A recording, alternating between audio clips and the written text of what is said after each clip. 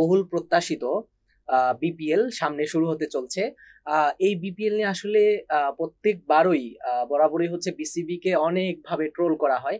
আসলে মাসুম ভাই এবার কি দেখছেন? আসলে সামনে যেহেতু বিপিএল শুরু হচ্ছে, আসলে এবার কি হতে পারে? আপনার কি মনে হয়? কি দেখুন আদিব, আপনি আবেগ দিয়ে কাজ করতে পারবেন না, এক নম্বর বিষয়। দ্বিতীয়ত হচ্ছে যে বাংলাদেশে একটা বিশাল ফ্যান বেজ আছে, সুতরাং ফ্যান বেজকে আপনাকে হ্যান্ডেল করতে হলে ট্রলের শিকার হতেই হবে। বিগত সালে আপনি যদি দেখতেন 2012 সালে যখন আমরা বিপিএল করলাম, 15 সাল পর্যন্ত বিপিএল টপ ফ্রাঞ্চাইজির মধ্যে একটা ছিল, অর্থাৎ আইপিএল পর আমরা বিপিএল কে সবসময় স্থান দিয়ে এসেছি। কিন্তু রিসেন্টলি আমি যদি আপনাকে 2020 সালের পর থেকে বিপিএল এর কথা বলি, তাহলে এই যে 4-5 বছর যে বিপিএল হচ্ছে, এটা হওয়ার জন্য সত্যিকার অর্থে হচ্ছে যে আমরা সবসময় বিপিএল করি, এবারে বিপিএল করতে চাই।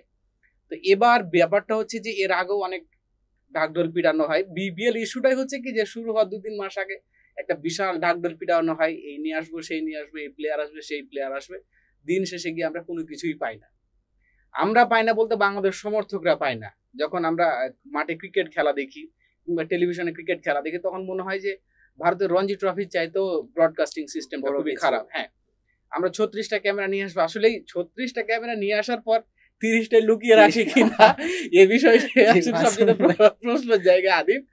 কিন্তু হ্যাঁ, এবার যেহেতু আমিনুল ভাই আছেন, আমরা সচরাচর সবসময় আমিনুল ভাইয়ের উপরে ট্রাস্টটা করে আসছি। বিসিবির সভাপতি আমিনুল ভাইয়ের উপর ট্রাস্টটা করে আসছি। তিনি, আমি সবসময় তাকে বলি যে তিনি সবসময় চিন্তাটা আউট অফ দ্য বক্স করেন। যখন আগের থেকে ভালো চিন্তা তিনি করেন অবশ্যই, সবসময়। অবশ্যই। আর আরেকটি বিষয় হচ্ছে যে আপনাকে ১ম এ একটা কথা বলেছিলাম যে আবেগ দিয়ে আসলে কাজ না করতে। একই সাথে ২ টা ফ্র্যাঞ্চাইজি হবে। সবচেয়ে গুরুত্বপূর্ণ যেটা আইএল টি-20 হবে। হ্যাঁ? সুতরাং এখানে যেটা হয় যে আবুধাবির যে লিগটা হয়, ওখানে প্রায় ৭-৮ জন করে প্লেয়ারই বাইরে খেলে। আর বর্তমান ক্রিকেট সিস্টেমটাতে বাণিজ্যিক ইস্যু চলে আসছে আদিব। সুতরাং আমরা বলতেই যে পারি যে বিপিএল এবার খুবই জমে যাবে, ব্যাপারটা তা নয়। কারণ আমরা মনে হয় হাই রেটেড কোনো প্লেয়ার এবারও বিপিএল এ নিয়ে আসতে পারবো না। আর আরেকটি বিষয় হচ্ছে যে আপনি বিপিএল যদি করে স্কটল্যান্ড থেকে নিয়ে আসেন, নামিবিয়া থেকে প্লেয়ার নিয়ে আসেন, তাহলে ওই বিপিএল এর ব্র্যান্ড ভ্যালুটা আরো কমে যাবে সত্যিকার অর্থে। আপনাকে বিপিএল যদি করতে হয়, তাহলে ওই নাম নিয়ে আসতে হবে আপনাকে। না, অন্যথা আপনি ব্র্যান্ড ভ্যালু বাড়াতে পারবেন না। তবে বিসিবির একটা চমৎকার সিদ্ধান্ত হয়েছে আদিব যে যে নামটা বিপিএল এ এবার দেওয়া হবে, এই নামটা আগামী ৫-৬ বছর যাবতই চলবে। সুতরাং মালিকানা পরিবর্তন হলেও নামের কোনো পরিবর্তন হবে না। এটা বিপিএল এর একটু ব্র্যান্ড ভ্যালু একটু হলে বাড়াবে আমার মনে হচ্ছে। তবে হ্যাঁ, ওই যে আপনাকে আমি বললাম যে অতি আবেগী আমরা মানুষ। সবসময় দেখা যাচ্ছে যে যতটুকু পাবো তার চাইতে বেশি চিন্তা বেশি ভাবনা করে চিন্তা ফেলি। ভাবনা। তো আমি সমর্থকদের উদ্দেশ্যে বলব যে আপনারা এখনই এত বেশি এক্সাইট হইয়েন না।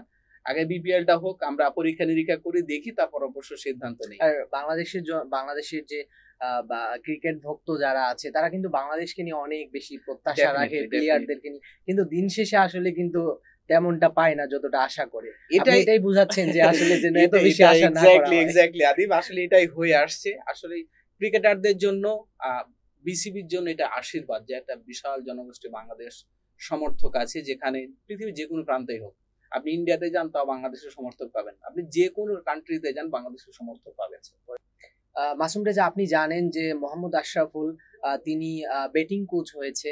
আসলে এইটা নিয়ে আপনার ভাবনা কি আসলে? আপনি কি মনে করেন? দেখুন, আশরাফুলের পরিচয়টা আমি আপনাকে দিই। বাংলাদেশের, আপনি যখন খেলা বুঝতেন তখন আশরাফুলকে আপনি চিনতেন।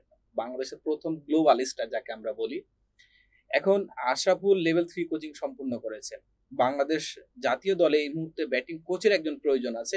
তবে আমার মনে হয় যেটা আদিব, যে বাংলাদেশ আ দূরদর্শী একটু প্ল্যান করছে, অর্থাৎ বিসিবি দূরদর্শী একটু প্ল্যান করছে যে হুট করেই কোনো ভালো কোচ না নিয়ে এসে, অর্থাৎ কনসালটেন্ট না নিয়ে এসে বাংলাদেশ দিয়েই যারা আছেন, তার অন্তত আপকামিং যে সিরিজ আছেন, অর্থাৎ আয়ারল্যান্ডের সাথে যে সিরিজ আছেন, সেই সিরিজটা একটা পরীক্ষামূলক ভাবে আশরাফুলকে মূলত দেওয়া হয়েছে। আমরা হয়তো বিসিবির আয়ারল্যান্ড সিরিজের পর আমরা ভালো একজন ব্যাটিং কনসালটেন্টকে পাবো। অস্ট্রেলিয়া একজনের সাথে কথাবার্তা চলছে, এখনো চলমান পর্যায়ে আছে। যদি তাকে রাজি করা হয়, তাহলে হয়তো ব্যাটিং কনসালটেন্ট হবে। তবে আশরাফুলকে নিয়ে এই মুহূর্তে মন্তব্য করাটা আমার মনে হয় যৌক্তিক কোনো সিদ্ধান্ত হবে না। কারণ আপনি আপনি যদি পরীক্ষার আগেই বলে দেন যে আমার রেজাল্ট এই হবে, তো তাহলে তো কেমন হলো হবে? না। আসলেই পরীক্ষার পর খাতা দেখার পরে তো মূলত রেজাল্টটা বোঝা যায় যে আসলে রেজাল্টটা কি হবে। সুতরাং আমরা দেখি আয়ারল্যান্ড সিরিজের সাথে আশরাফুল কেমন করেন। তবে এক সিরিজেই আপনি একজন প্লেয়ারকে, একজন কোচকে আইডেন্টিফাই করে নেবেন, এটাও কিন্তু আবার যৌক্তিক কোনো সিদ্ধান্ত হবে না। দীর্ঘমেয়াদী প্ল্যানের অংশ হিসেবে এগুলো কাজ করতে হবে। যদি আশরাফুলকে কোচিং নেওয়া হয়, কোচিং প্যানেলে যুক্ত করা হয় অর্থাৎ ব্যাটিং কোচে যুক্ত করা হয়, তবে আমার মনে হয় যে এটা দীর্ঘমেয়াদী হয় আমার কাছে সবচেয়ে ভালো হবে, কারণ আপনি এক সিরিজে কখনো জাজ করতে পারবেন না কোনো কোচ। মাসুম রাজা সাব্বির রহমানকে আয়ারল্যান্ডের সিরিজে ইনক্লুশন করার কথা শোনা যাচ্ছে, আসলে এটা নিয়ে আপনি কি ভাবছেন বা কি ভাবনা আপনার? দেখুন, এটা তো নিউজই আসছে আদিব, আমরা তো এখনো বিসিবি থেকে অফিসিয়াল কিছু শুনি নাই।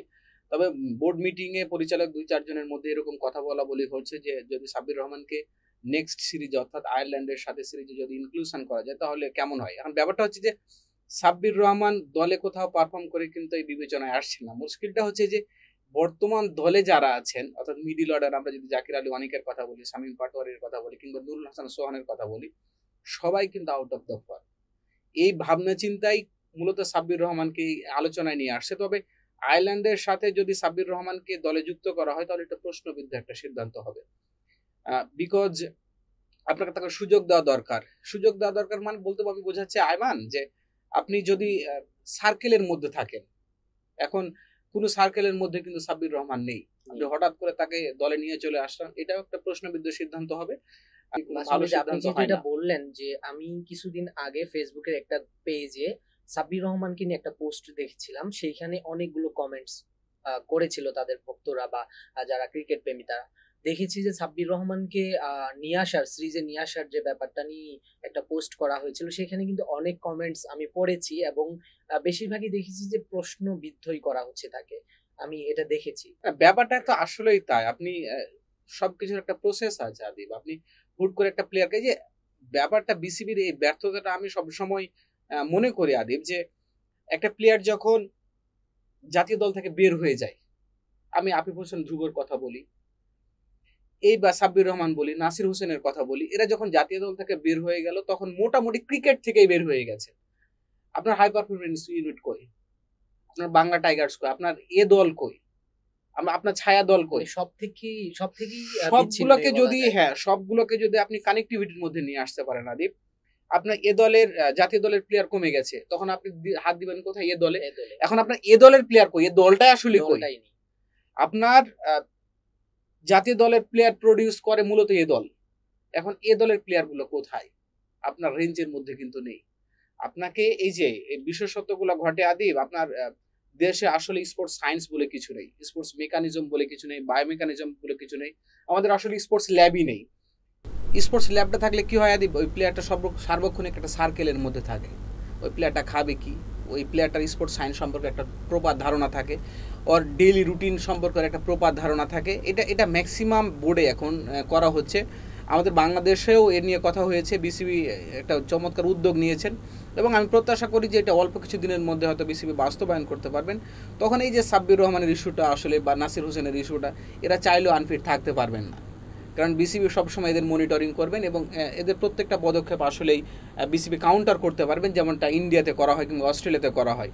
তবে আমরা প্রত্যাশা রাখছি, আমি পার্সোনালিও চাই যে সাব্বির রহমান এই মুহূর্তে আসলে জাতীয় দলের বিবেচনায় না এসে তাকে রেঞ্জের মধ্যে রাখার জন্য, যাতে ওই যে মনিটরিং ইস্যুটা আমি আপনাকে বললাম, যখনই সে ভালো পারফর্ম করবে তখনই যেন জাতীয় দলে আসার সুযোগ পায়।